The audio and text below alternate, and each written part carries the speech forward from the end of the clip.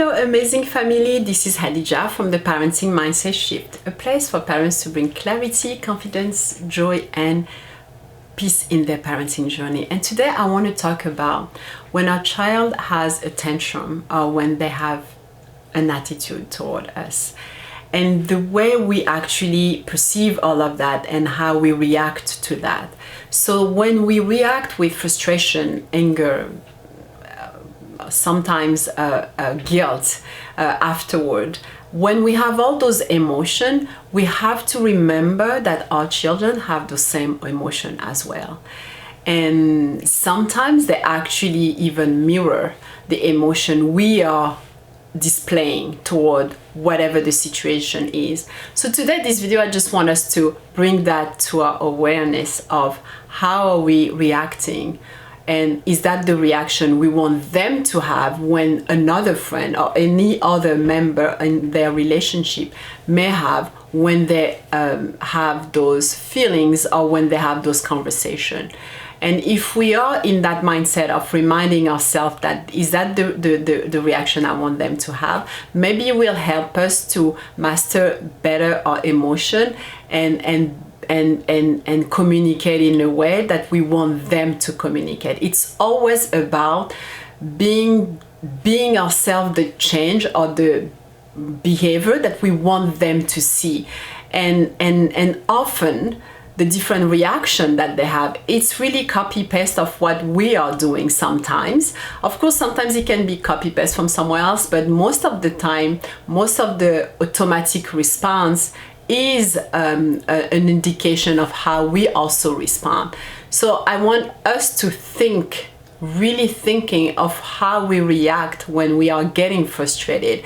If somebody cut off in front of us in the road, how are we reacting? If we're huffing and puffing all the time for little things, big things, medium things, like it doesn't matter the things we are huffing and puffing, but that's also something that our children are watching us managing and watching us and eventually doing it. So when we are in a situation where our children are having a tantrum, the best solution on the spot is to just be in that level of emotion with them and being in the, and when I said the level of emotion is knowing that your child is in the high peak of the emotion, you being high also is not going to help. You need to like lower the level of compassion and understanding in that moment so you are able to communicate what you want. And I know this is something that I talk a lot about because this is something to me that is the core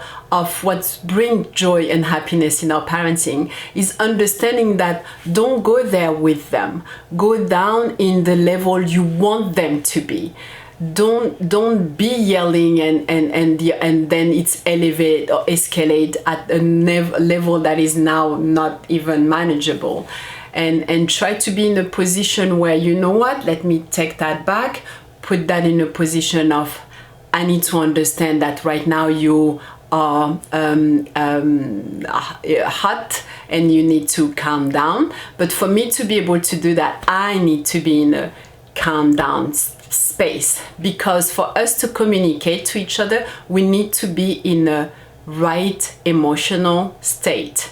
And that to me is my reminder when I'm getting frustrated inside, because yes, it is happening. It is the reality of things. Things can be frustrating and can bring anger or you wanted to start yelling. But if I remind myself that this is not what I want them to see, I want them to understand that I'm frustrated, but I also want them to see that this is how I control the way I communicate my frustration, and this is how I can still do it with kindness, with thoughtfulness, with compassion.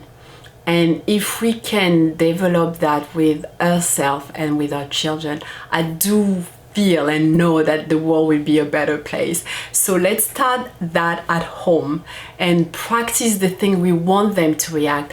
Just have the habit of communicating in the way you want them to communicate, and know for sure that if they don't, it's because something is off, and we need to reflect on that. We need to, instead of simply accusing that this kid is having an attitude and think he owned the place, just think of, this behavior is because of something. Is it because of an emotional state? Is that because a need is not met? Is that because something there is missing? Instead of taking the habit of paying attention to that, and sometimes we are quickly to judge that they're just being disrespectful. Let's go a little bit have different layers of understanding. There is more than that. There is a need that is not met there, and we need to focus on that, focus on what it is, because today as an adult we all hear about this whole inner child thing that is within us, that kind of bring us back sometimes to a place where we don't do the things we want to do because we have those little things going on from our past. So if we can anticipate that and talk to our children the way, and I know I did a video about being the parents you wanted to have in the past, be in that mindset that they're not intentionally trying to be disrespectful to you. They just don't know how to communicate it. They don't know how to master their emotion. They're still learning. They're still young, and knowing the science of today, that I think the brain and maturity, they're talking about 26 years of age.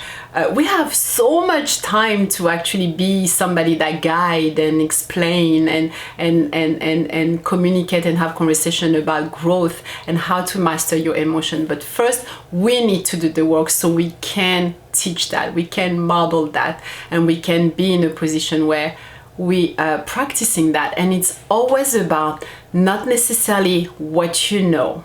It's about what are you applying.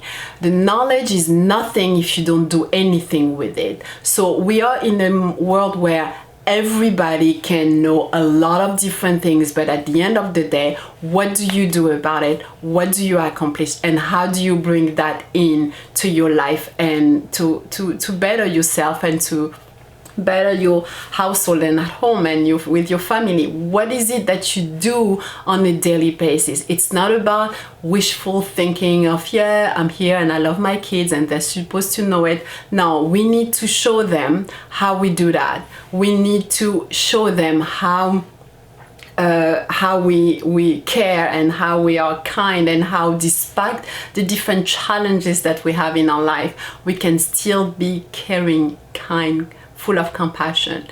And to me, it's the core of everything. I really feel like mastering your emotions and being able to still communicate the different anger, frustration that are natural emotion to have, but to be able to still master that and be able to communicate is beautiful. But that requires practice, and the practice can only happen if our child sometimes give us this tantrum and attitude. You cannot just be practicing something if in front of you the environment is perfect, which really doesn't exist. But you cannot be in a position where, let me just isolate myself and just be who I want to be. No, you need to be challenged in front of you. You need to have those elements in front of you to get to practice what you need to practice to grow. And which is really what I think is a beautiful thing when you're parents, because that's the acceleration of growth. It's the realization that now you're parents, you're responsible for this child. So now what? Like, what do I need to do? And to make sure that I'm growing with them and I'm learning with them.